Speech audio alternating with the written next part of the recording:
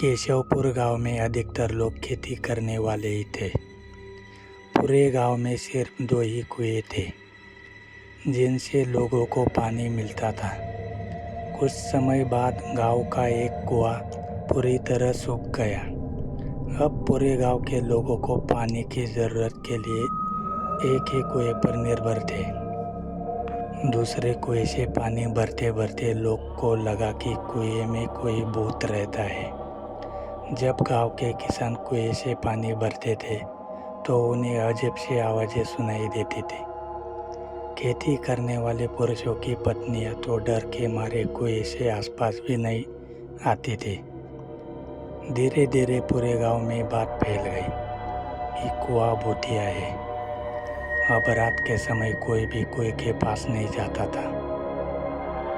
इसी बीच गांव का एक बच्चा कहीं खो गया। काफ़ी ढूंढने के बाद बच्चा जब नहीं मिला तो कुछ लोग कुएं के पास बच्चे को देखने के लिए गए। वहां पहुंचे लोगों ने बच्चे को कुएं के अंदर मरा हुआ पाया।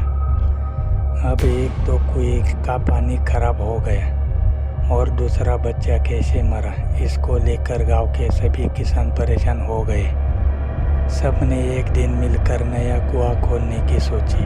6 दिनों में कुआं सबने खोद लिया और उसमें पानी भी आने लगा। अब पूरे गांव के लोग नए कुएं से पानी भरते थे और भूतिया कुएं की तरफ जाना सबने बंद कर दिया था।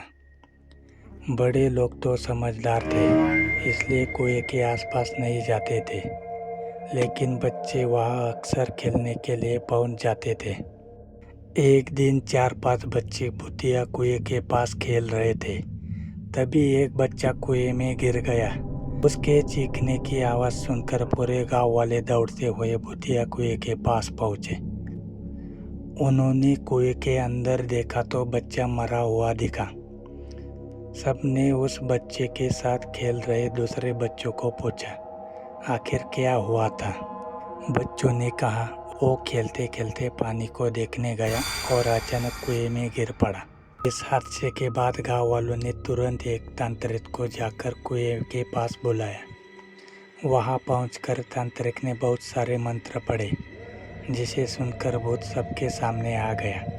तांत्रिक ने अपनी विद्या के इस्तेमाल करके उस कुएं को छोड़कर जाने के लिए कहा। तांत्रिक ने पूछा, तुम क्यों नहीं जाओगे? यहाँ आकर बच्चे मर रहे हैं, इसलिए तुम्हें जाना ही होगा। इस कुएं में मेरा पूरा खानदान रहता आ रहा है, मैं यहाँ से बिल्कुल नहीं जाऊंगा। इतना कहकर भूत कुएं के अंदर चला गया।